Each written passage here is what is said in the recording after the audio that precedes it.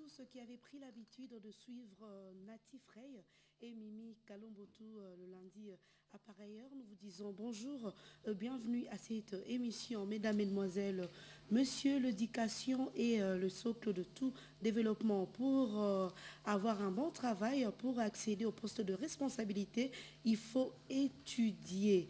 Raison pour laquelle nous avons jugé très indispensable de recevoir sur ces plateaux le chancelier Ndita Dindita, recteur à l'Université chrétienne internationale. Bonjour, recteur. Bonjour, Mimi. Et nous allons revenir, recteur, sur le plateau. Déjà, comme au début, j'ai annoncé mon frère de tout le mercredi, Natika Dima. Bonjour, de tout le lundi. Bonjour Mimi, bonjour à tous les téléspectateurs. Comme Mimi l'a dit, l'éducation est le socle de toutes sortes de développement. Sur ce, avec la vitesse où la modernité va, mais tout le monde doit, est censé d'ailleurs d'étudier pour garantir un avenir meilleur, que ce soit pour lui et que ce soit pour sa progéniture. C'est pourquoi nous avons jugé utile, comme Mimi l'a dit, faire venir un spécialiste en la matière, parce qu'aujourd'hui, les Congolais, surtout les jeunes, ne pensent même pas à une option qui est l'agronomie. Mais nous avons vu le président de la République lancer les travaux du village agricole. Est-ce que le chancelier peut dire un mot sur ça et aussi motiver les jeunes d'avoir un pressentiment sur l'agriculture qui jusque-là ne vient pas à leur esprit? Bien, merci beaucoup. Je pense que les deux quarts des personnes dans le monde entier travaillent dans l'industrie de nourriture. Donc, ce qui vient de se faire il n'y a pas très longtemps chez nous, c'est l'exemple que notre pays est résolument déterminé, de manière irréversible, vers une modernité. Et j'étais tellement fier de voir que nous pensons quand même à redorer l'agriculture qui était au départ, pendant les Belges, un des moyens les plus sûrs. Mais maintenant, nous avons pris les choses à main de nous-mêmes. Voilà ce qui est fait dans les Bandundu, qui est un exemple, un bon débit. Et je pense que cela va nous donner une certaine sécurité alimentaire qui est un problème sérieux pour le développement.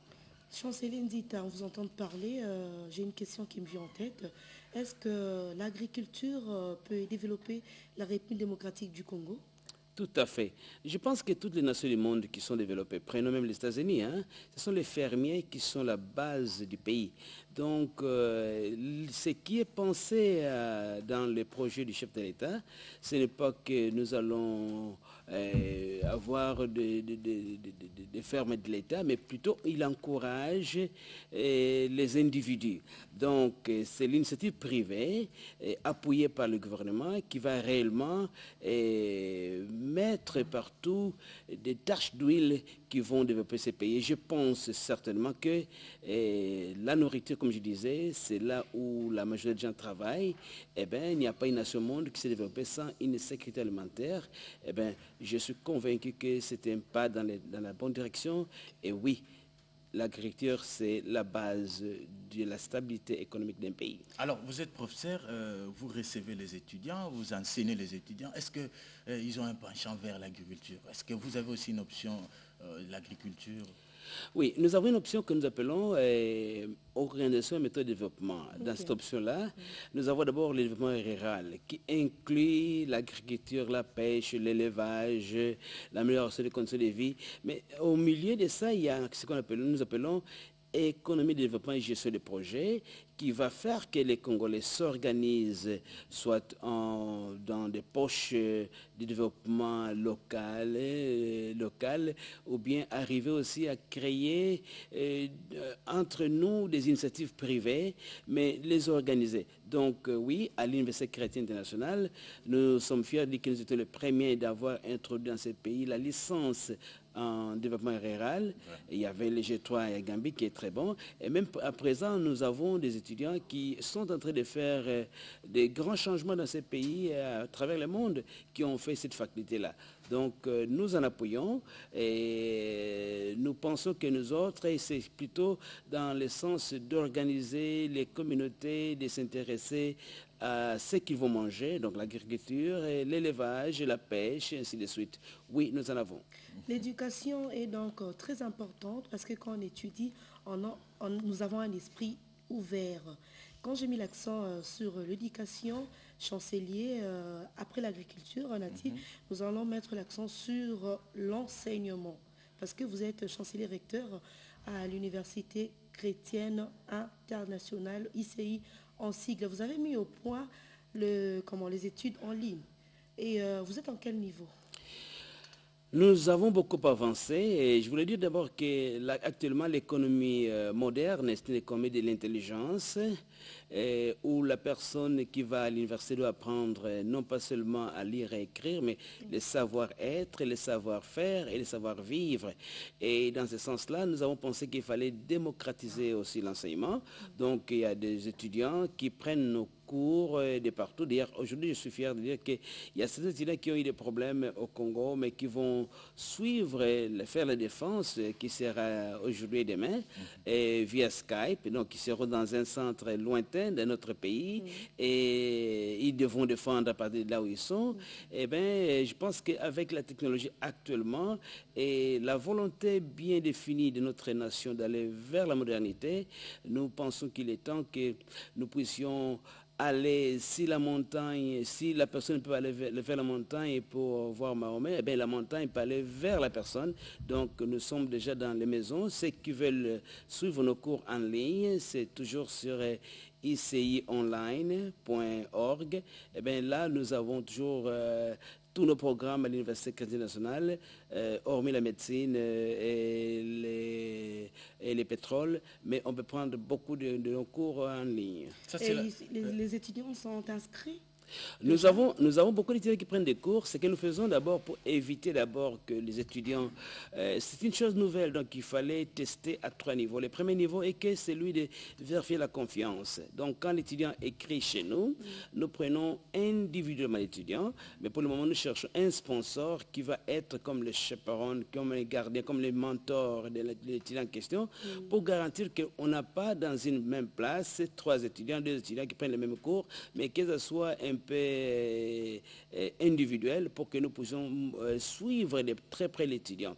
Là, nous avons déjà réussi à faire l'échantillon de la République. Il y a ceux qui prennent les cours dans les Bas-Congo, il y a ceux qui ont pris dans les Katanga, il y a ceux qui en prennent aussi dans les Kivu. Eh bien, nous sommes en train d'abord de tester et je peux dire que les travaux qu'ils vont remettre sont remis en forme de rédactions. Toutes les questions doivent être répondues avec Value Add Education. Donc, l'étudiant doit prendre ce qui est dit et voir comment cela s'applique, 1, la science, et 2, pour améliorer les conditions de vie du Congo.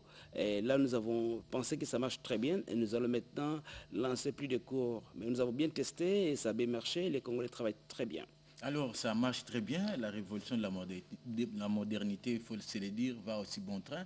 Mais vous ne voyez pas que l'étudiant qui a suivi ces cours en ligne peut avoir une sorte de paresse, peut copier, tricher facilement, peut défendre avec un texte là bien écrit par quelqu'un d'autre. Comment vous faites pour le suivi? C'est presque impossible. Prenons par exemple, si nous donnons le cours de la citoyenneté et que l'étudiant nous demandons sur la citoyenneté et qui doit définir la citoyenneté. Nous demanderons d'abord qu'il nous donne des exemples concrets dans sa communauté, là où il vit, exemples concrets d'un bon citoyen, qu'est-ce qu'il doit devenir, qu'est-ce qu'il doit faire. Et lui nous explique. Et puis, à la fin, il nous dit, si lui était le ministre chargé de la citoyenneté, qu'est-ce qu'il aurait comme projet aux étudiants de son niveau?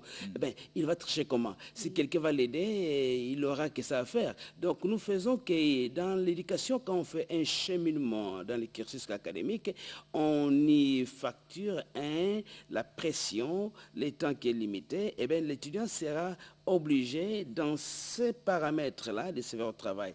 Et quand l'étudiant a répondu 3-4 fois au niveau par écrit, comme ça, c'est difficile qu'il puisse maintenant aller, parce qu'on va comprendre que son français a changé. Et nous avons aussi un logiciel qui va traquer tout ce qui est plagiat. Un détecteur de mensonges.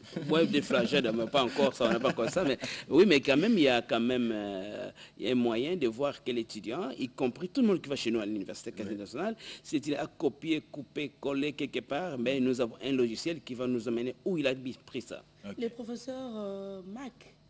est parti et maintenant, ça sera le tour de quel professeur pour dispenser le cours de master à l'université chrétienne? Je suis très content. Notre master d'abord commence encore au mois d'août. Nous sommes en train de prendre les nouveaux étudiants. Les professeurs Sojourn Regent de Harvard University arrive ici, mais il sera accompagné aussi de la professeure Bonnie Brennan, qui était déjà ici. Et Monte McMurtry a été recruté par la Fondation pour devenir le professeur résident en charge du monitoring des qualités de l'enseignement pour être sûr que ce qui est enseigné ici est compatible à ce qui est enseigné à Toronto ou aux États-Unis. Donc, j'en invite les étudiants qui veulent suivre notre pays dans la cour des grands, et bien, ceux qui veulent, qui croient que ce pays à nous est d'une manière irréversible vers la modernité, irréversible vers l'émergence, et bien, pour cela, il faut un niveau bien haut de gestion. Nous formons des gestionnaires à MBA. On ne peut pas faire le MBA ensemble avec la licence. Donc, le G3 ne peut pas faire le MBA. C'est un programme de deuxième cycle, troisième cycle, si vous voulez. Donc, ceux qui ont déjà la licence, comme on le fait ailleurs, pour ne pas diluer, parce que l'Afrique aime trop diluer les choses. On ne peut pas diluer les mêmes conditions conférées aux États-Unis, au Canada et ailleurs. Nous les demandons aussi ici. Donc, pour ceux qui veulent la gestion des entreprises et des organisations, eh bien, nous avons le MBA. Eh bien, ceux qui veulent la santé publique, les masters, là, nous prenons directement avec nos collègues de Londres. L'étudiant est inscrit ici, il prend le cours de droit humanitaire ici, mais notre cours le prend directement à Londres, à partir d'ici. Et ceux qui veulent prendre les droits internationaux humanitaires, eh bien, les professeurs sont là. Nous allons faire appel à ces gens de venir ici et nous sommes très contents que ces professeurs arrivent. Nous remarrons tous ceux qui sont inscrits, je les invite de venir déjà parce que les cours d'anglais commencent le 4 août. Chancelier, merci pour la réponse. Mais pourquoi est-ce que vous ne faites pas appel à la main-d'œuvre nationale, non, congolais, oui? Parce qu'ici, nous avons également de bons professeurs. Mais pourquoi seulement les professeurs, ouais? Nous avons des excellents professeurs. Mais vous savez que la vérité est celle-ci. Hein? Par rapport au volume des professeurs, normalement, dans une classe, il faut un professeur pour 20 étudiants. Oser les faire ici, on aura besoin de 12 000 professeurs. Nous avons 1800 professeurs. Donc, il faut être quand même charitable devant les professeurs. Nous avons encore à remplir la classe des professeurs ici. Et vous voyez, c'est une raison que l'enseignement est en train de se baisser. Parce que les mêmes professeurs qui donnent cours ici, ils donnent cours là-bas et là-bas. On n'a pas encore commencé à cloner les professeurs. Donc, pour être sincère, et puis pour garantir, quand c'est un changement, les changements toujours résister. Les niveaux de master, là-bas, on ne joue pas. C'est le plus haut niveau qu'on peut avoir. Donc, prenez les professeurs qui viennent dans les grandes écoles pour que les diplômes qu'on donne à l'étudiant soient compatibles, acceptables, internationalement. Si vous avez un diplôme qu'on croit que bon, c'est un master de deuxième niveau. Non, nous avons réussi avec la licence, que nos licences sont respectées au même diapason que les autres. Maintenant, au niveau du master, prenons les mêmes professeurs qui donnent cours à New York U University, deuxième université du monde dans le cadre du droit, qui donne à Harvard, qui donne à ITM à New Delhi. Ben, ce sont les meilleures universités du monde. Quand c'est les mêmes professeurs qui donnent le cours, ben, déjà les professeurs là, lui-même déjà, c'est une acceptance au diplôme de l'étudiant. Parce que notre pays a une ambition réelle d'amener la modernité, mais surtout d'aller à l'émergence. Ah bon, notre devise désormais à l'Université chrétienne internationale est que nous accompagnons ce pays à son destin de grandeur. Donc, quand on veut grand, on vise grand, on appelle grand et on fait grand. C'est pourquoi nous allons dépenser autant d'argent que possible pour inviter les grands professeurs qui ont une grande facture parce que les Congolais en ont droit. Voilà. Les diplômes de master à l'université internationale, et donc ces diplômes-là sont considérés à l'étranger? tous nos diplômes, que ce soit la licence, c'est compatible à l'étranger, c'est internationalement accepté. Et je suis fier de vous dire qu'un de nos étudiants qui me fait mal au cœur, qui est parti au Japon, est maintenant retenu comme professeur à Tokyo. Et nous avons des professeurs en Afrique du Sud qui ont terminé ici. Donc nos diplômes, depuis 20 ans que nous sommes là, sont acceptés et compatibles aux diplômes internationaux. C'est pourquoi nous nous battions que les Congo, pendant qu'on résistait sur le LMD, qui était la formule acceptable dans le monde entier, qu'il ne fallait pas avoir de niveau, un niveau africain qui est un peu bas, un niveau international qui est un peu... Oh non, nous avons voulu faire la compatibilité des formations. Eh bien, nos diplômes, qu'ils soient au niveau des licences, qu'au niveau des maîtrises, c'est internationalement accepté et d'ici très peu, le monde entier va commencer à en parler. Alors, vous avez parlé, s'il vous plaît, Mimi, vous avez parlé de votre devise. Nous, notre devise, c'est justice, paix, travail. Alors, vous avez fait votre justice, vous avez coté les étudiants, bientôt la fin de l'année. Est-ce que la paix régnera lors de